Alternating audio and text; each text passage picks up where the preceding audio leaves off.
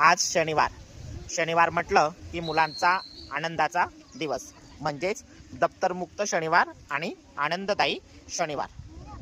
आज आम्ही इयत्ता पहिलीच्या मुलांना अ अक्षरावर खडे ठेवायला सांगितलेले आहेत। तसेच इयत्ता दुसरीच्या मुलांना 50 खडे गोळा करायला सांगितलं आहे। तसंच इयत्ता तिसरीच्या मुलांना 100 खडे ठेवायला सांगितलेले आहेत। तसेच इयत्ता चौथीच्या मुलांना 150 आणि इयत्ता पाचवीच्या मुलांना 200 खडे या ठिकाणी आम्ही ठेवायला सांगितलेले आहे, जेणेकरून त्यांची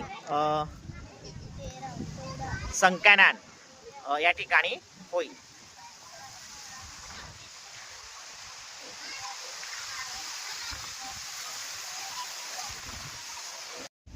आज शनिवार म्हटलं की मुलांचा आनंदाचा दिवस म्हणजेच दप्तरमुक्त शनिवार आणि आनंददायी शनिवार।